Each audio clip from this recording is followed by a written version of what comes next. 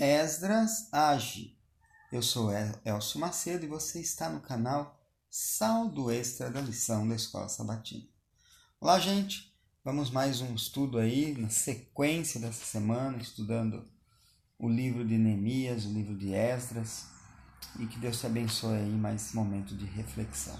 Não se esqueça de compartilhar, se inscrever no canal e acionar aí o sininho para receber as notificações de primeira mão. Bem, os judeus eles tinham transgredido uma antiga lei em Israel sobre estrangeiros, que era de não fazer aliança com moradores da terra, para que isso não se tornasse uma cilada. Está lá no capítulo 34 de Êxodo. Mas eles, como já foi dito, caíram outra vez na cilada de Balaão, casar-se com mulheres estrangeiras não convertidas. Estavam Esdras e alguns homens sentados atônicos, confusos, sem saber o que fazer diante dos fatos, quando chegou Secanias a Esdras. Lá no capítulo 10 do livro de Esdras, você vai ouvir esse relato, vai ler esse relato, dá uma pausa aí, vamos lá.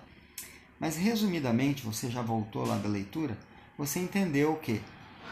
Que Secanias toma a palavra e ele vai dizer que o povo está transgredindo a lei contra, de se casar com mulheres estrangeiras, mas diz, há esperança para Israel.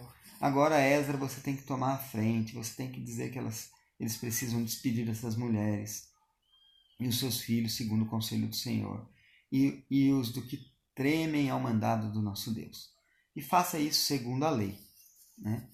E falou que isso era incumbência dele e tal. Eu li, ele disse, ser forte, age, a gente está com você. No verso 5 vocês vão ver que Esdras vai agir conforme essa palavra e a situação vai ser resolvida. Ele disse que houve pecado, mas que a situação poderia ser resolvida, e essa palavra não poderia ter soado melhor aos ouvidos de Esdras e seus amigos que estavam ali assentados. Havia uma solução para um grave problema. Era uma solução dolorida?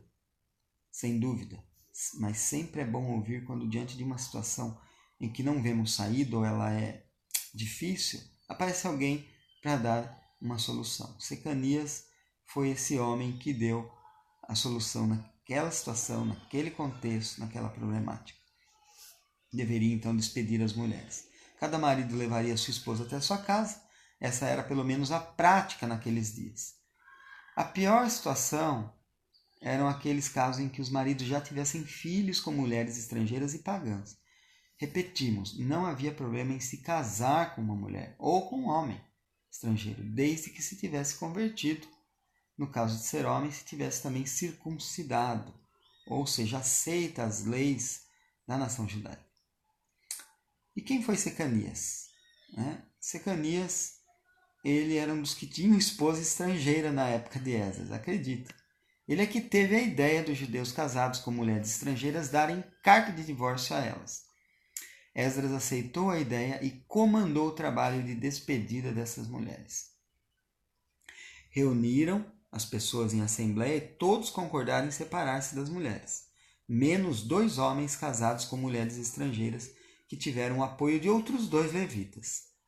Esdras nomeou alguns homens para coordenarem o trabalho de despedir as mulheres, pois eram muitos esses casamentos. Tudo foi devidamente registrado em livro, quem casou com que mulher e quando se deu a separação, tudo registrado. Isso levou 3 meses até todos se separarem. Foram 115 desses casamentos, sendo que 2 não se separaram de suas mulheres. Isso deve ter sido algo muito triste, pois é evidente que os pares já se apegaram um ao outro. Alguns desses casamentos já tinham filhos. Lá ia a esposa para a casa de seus pais e algumas delas levando seus filhos. Dá para imaginar a tristeza das mulheres, dos homens e das crianças? Então que se tenha cuidado com a vida, pois por vezes se pode fazer algo errado, contrário à lei, como nesse caso, e depois fica bem difícil consertar e vem o sofrimento. Por exemplo, se alguém obteve uma vaga no vestibular por fraude, depois de formado, como vai se retratar? Vai devolver seu diploma? Deveria, né?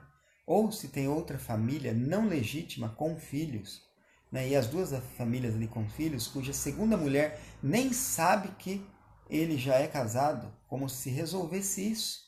Como é que pode resolver isso? Vamos cuidar e sempre obedecer em tudo, evitando assim situações em que talvez prefiramos perder a vida eterna do que resolver a situação. Veja o caso de Zaqueu. Ele cobrava a mais os impostos e embolsava uma parte e outra parte remetia ao governo. Pelas regras, ele deveria cobrar o imposto, separar uma parte para ele, pelo serviço prestado, mas ele cobrava a mais e assim enriqueceu bem mais que o legal. Quando ele se converteu de verdade, devolveu o que tinha roubado e multiplicou a devolução por 4. Pois bem, ele tinha dinheiro para devolver assim. E se tivesse gasto tudo e não pudesse nem devolver o principal?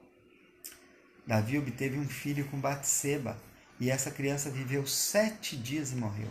Salomão, por causa de seus casamentos, acabou provocando a ruptura de seu reino. Há casos, situações em que as consequências são tão dramáticas que por vezes as pessoas tiram sua vida, não suportando as consequências. E quem conseguiu uma boa promoção na empresa, mas por meio ilícitos, como vai resolver? Pois ou resolve ou perde a vida eterna. Ele terá coragem de se denunciar, devolverá seu cargo, óbvio que deverá também ser demitido. O que dirá outro colega que deveria ocupar aquele cargo?